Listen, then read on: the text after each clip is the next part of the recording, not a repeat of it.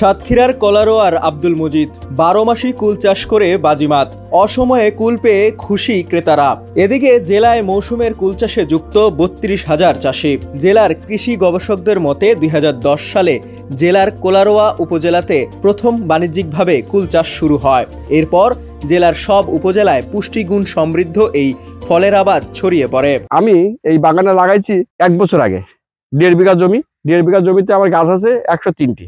আমি ইতিমধ্যে আমার আনুমানিক যে একটা গাছ থেকে আমি 20 কেজি করে 40 কেজি করে পাইছি। 40 কেজি কুল ধরেন আমি 300 টাকার উদ্যোগ পেয়েছি। 300 টাকা ধরেন, 300 টাকা ধরলেও 12,000 টাকা মন। তাহলে আমার 100 গাছে আমার 12 লক্ষ টাকার কুল বেচা অলরেডি হয়ে গেছে। ফেসবুকের মাধ্যমে এই কুল বাগান চাষ দেখছি এবং দেখে আমরা আগ্রহ প্রকাশ করছি আমরা কুল চাষ করব। তাই আমরা এই কুল বাগানে আসছি, এসে আমরা এই কুল দেখেন আমার হাতে কুল খাচ্ছি। খুব খুব সুস্বাদু এবং খুব টক, খুব মিষ্টি, মোটামুটি সমস্যা না। আমরা লাগাবো এই কুল। জেলা কৃষি অফিস সূত্রে জানা যায়, এবছর জেলায় 841 হেক্টর জমিতে কুল চাষ হয়েছে। উৎপাদন হয়েছে প্রায় 12,000 মেট্রিক টন। বিক্রি প্রায় 75 কোটি টাকা। এখানে বল সুন্দরী, থাই আপেল, গোল্ডেন আপেল এই 3 জাতের কুলের চাষ বেশি হচ্ছে। আমাদের কলারোয়া উপজেলায় মাজেদ ভাই নামক একজন কৃষক, সে 12 মাসে টক কুল তৈরি করেছেন।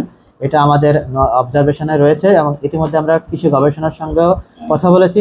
এই জাতটি যদি সারা বছর চাষযোগ্য হয় এবং সারা বছর যদি টক কুল আবাদ হয়, তো সেক্ষেত্রে নিঃসন্দেহে এটি সম্প্রসারণ করা যেতে পারে। কুল ঘিরে জেলায় গড়ে উঠেছে অন্তত 10টি বাজার। এর মধ্যে যশোর সাতক্ষীরা সড়কের কাজিরহাট ও সাতক্ষীরা সদরের বড় বাজারের কুল সবচেয়ে বেশি বিক্রি হয়। সাতক্ষীরা জেলাতে প্রায় 841 হেক্টর জমিতে কুলের আবাদ হয়েছিল এবং এই কুল চাষের সাথে আমাদের প্রায় 30 থেকে 32,000 কৃষক জড়িত। জেলার চাহিদা মিটিয়ে ঢাকা, খুলনা, রাজশাহী, রংপুর, চট্টগ্রাম সহ দেশের প্রায় সব জেলায় সাতক্ষীরার কুল সরবরাহ করা হচ্ছে। জেলার কৃষি অর্থনীতির 30 থেকে 35% ভূমিকা রাখছে এই ফল।